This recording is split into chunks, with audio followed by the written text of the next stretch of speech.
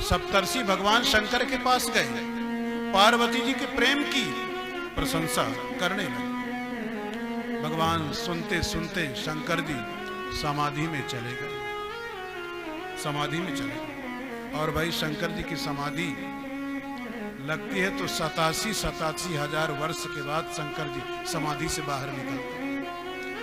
उसी समय संसार में एक तारकासुर नाम का दैत्य हुआ। तारकासुर दैत्य का बड़ा उपद्रव हो रहा है।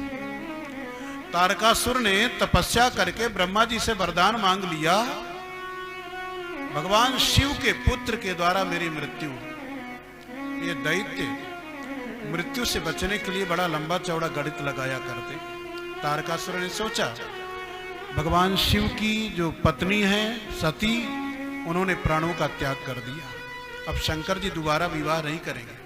अरे भाई, विवाह वो करता है जिसके जीवन में सांसारिक वासना होती है, कामना होती है। शंकर जी निष्काम हैं, अब विवाह नहीं करेंगे। विवाह नहीं करेंगे तो पुत्र भी नहीं होगा, और पुत्र नहीं होगा तो मेरी मृत्यु नहीं होगी। इसलिए ऐसा वरदान मांगा, शंकर जी के पुत्र के द्वारा मेरी मृत्यु। तारकासुर पूरे संसार में आतंक मचा रहा है, धर्म सत्कर्म पर प्रहार कर रहा है, यज्ञादि सत्कर्मों को विध्वंस कर रहा है। और शंकर जी समाधि में, अब शंकर जी की समाधि भंग हो। ब्रह्मा जी कहने लगे देवताओं से, शंकर जी की समाधि भंग हो, हम शंकर जी को जा करके मनाएं, प्रार्थना करें, पार्वती से विवाह करो, पुत्र उत्पन्न हो, और वो पुत्र तारकासुर को समाप्त करेगा, तब संसार का संकट मिटेगा।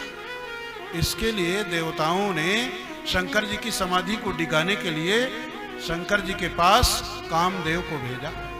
अपनी संपूर्ण सेना को लेकर के कामदेव जिस समय प्रस्थान करता है, सर्वप्रथम काम ने संसार के ऊपर काम अपना प्रभाव छोड़ा।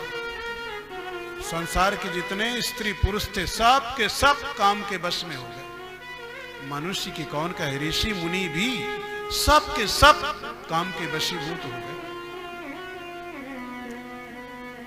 गोस्वामी जी ने लिखा, उस समय कोई ऐसा नहीं बचा जो काम के वश में ना हो गया। चैतन्य की कौन कहे, जड़ वस्तुएं भी काम के वश में हो गई। गोस्वामी जी लिखते हैं, धरी न काहू धीर, सबके मन मन सिद्ध हरि। संसार में ऐसा कोई नहीं रहा जिसके ऊपर काम का आक्रमण ना हुआ, जो काम से अछूता रहा। लेकिन भाई गोस्वामी जी ने इस सोरठे की अर्धाली को लिख करके कलम को रख दिया, लेखनी को रख दिया। उनका नियम था, लिखने के बाद मिटाते नहीं थे, जो लिख गया वो लिख गया। अब सोचने लगे, मैंने क्या लिख दिया? अरे कोई तो ऐसा रहा होगा भगवान का भक्त जिसके ऊपर काम का प्रभाव नहीं पड़ा होगा, लेकिन मैं तो लिख गया। ऐसा कोई नहीं जो काम से अछूता रहा हो, जो लिख गया उसे मिटाते नहीं थे। तो संत कहते हैं, उसी समय श्री हनुमान जी महाराज प्रकट हुए। हनुमान जी महाराज ने प्रकट होकर के लेखनी को उठाया और नीचे की अर्धाली लिख दिया, जे राखे रघुवीर ते उबरे तेहि काल। भगवान ने उस समय जिसकी रक्षा किया उसके ऊपर काम का प्रभाव नहीं पड़ा।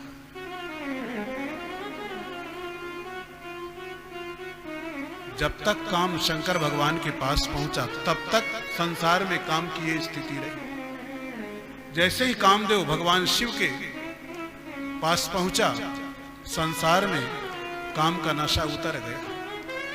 आम के वृक्ष पर चढ़ करके कामदेव ने जिस समय पुष्प के धनुष पर पुष्प का बाण भगवान शिव के ऊपर चलाया, प्रहार किया, उनके हृदय में बाण लगा।